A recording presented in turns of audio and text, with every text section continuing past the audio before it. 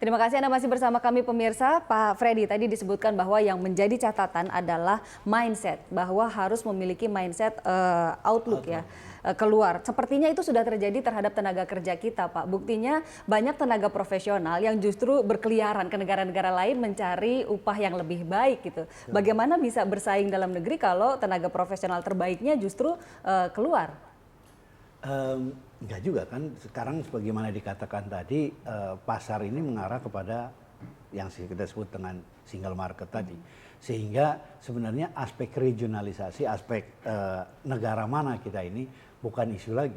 Ya. Karena bagaimana kemudian masing-masing negara tadi berkompetisi memasuki yang kita sebut dengan pasar tunggal tadi. Kata kuncinya kan di situ. Nah, oleh karena itu jangan kita hanya menerima, tetapi yang lebih perlu lagi adalah bagaimana kita juga bisa masuk di sentra-sentra produksi di negara-negara ini. Jadi terjadilah pertukaran tadi, dan yang saya katakan tadi outward looking tadi itu sebenarnya di dalam konteks melihat region ASEAN itu sebagai satu region yang utuh. Ya, one vision tadi kan dikatakan sebagai satu one vision, one region, dan satu kekuatan ekonomi yang nantinya akan bersaing untuk masuk ke dalam market yang jauh lebih luas. Meskipun manfaat sebesar-besarnya tentu saja untuk Indonesia juga kan Pak, negara kita kan? Ya jelas, ya, pada akhirnya atau kemana juga kalau dia punya keluarga, punya relatif yang semuanya juga dari Indonesia, tentu kan ada kebersamaan itu juga gitu. Tetapi jangan sungkan untuk masuk ke pasar internasional, bukan suatu hal yang haram.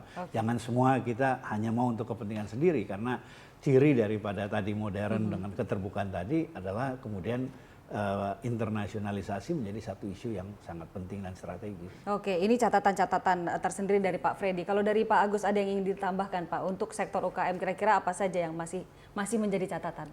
Ya, pertama itu di ciri globalisasi itu kan ada triple T revolution ya.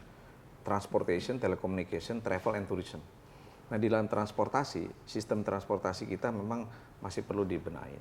Misalkan baik yang infrastruktur yang sifatnya transportasi jalan, jembatan yang itu ya, untuk supaya akses dari distribusi ke pasar tuh, dari produsen ke pasar tuh lebih baik.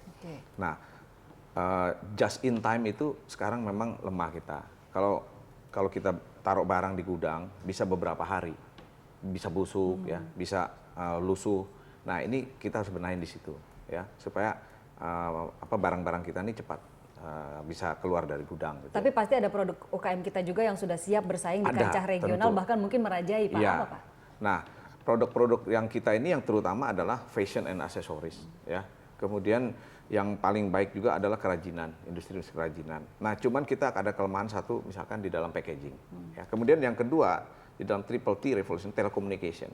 Nah, jadi sistem IT ini harus dikembangkan di dalam pemasaran kita. Ya, e-commerce harus disiapkan dengan sebaik-baiknya, dan ini sudah didorong oleh Menkominfo ya, mempersiapkan satu roadmap tentang e-commerce itu.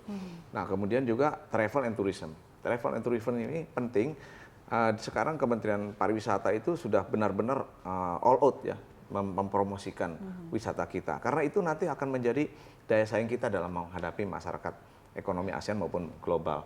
Jadi kita optimis lah dari segi globalisasi khususnya melangkut MEA ini, bahwa Indonesia itu sebetulnya punya potensi dan punya prospek yang sangat baik. Jadi tidak usah terlalu dikhawatirkan, kita selalu masyarakat kita tuh menuju ke keseimbangan.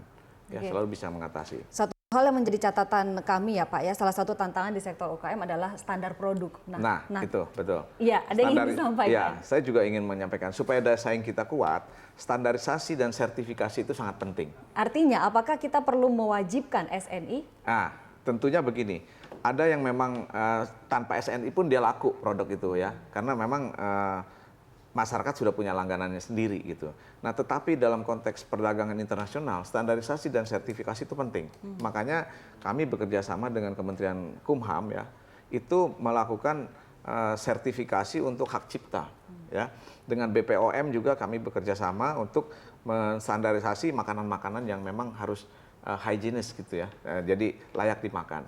Nah, kita harus benar-benar nanti seperti di negara lain, kalau di kaki lima atau di warung-warung itu ada sertifikasi bahwa produk ini dijamin kesehatannya juga kehalalannya.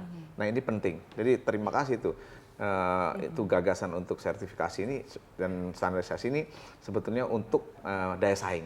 Ya, Dan ini sedang dalam proses ya Pak ya? Bukan dalam proses, sudah berjalan. Sudah berjalan. Oke, dan akan terus berjalan. Akan terus tentu saja. berjalan. Karena tidak hanya berhenti di SNI, Contohnya mungkin akan misalkan, ke ISO ya Pak? ya contohnya misalkan kalau kami mengadakan pameran ya, itu UKM yang akan ikut pameran dengan stand yang kita fasilitasi, produknya harus diakurasi dulu dan dia harus didaftarkan hak ciptanya dulu supaya tidak ditiru oleh negara lain. Ketika pameran terus dilihat oleh negara lain atau produsen lain, terus kemudian di hak ciptanya didaftarkan. Ketika kita mau pameran lagi mau jual udah nggak bisa. Nah ini kita tidak mau terjadi lagi. Ya Bapak-bapak, kita sudah berbicara menghargai. masalah tantangan dan catatan-catatan yang masih harus dilakukan dalam menghadapi masyarakat ekonomi ASEAN. Tapi tentu saja MEA ini juga punya peluang. Nah, bagaimana dan apa saja peluang yang ada dengan seiring datangnya MEA ini, kita akan bicara di segmen berikutnya. Pemirsa, tetaplah bersama kami.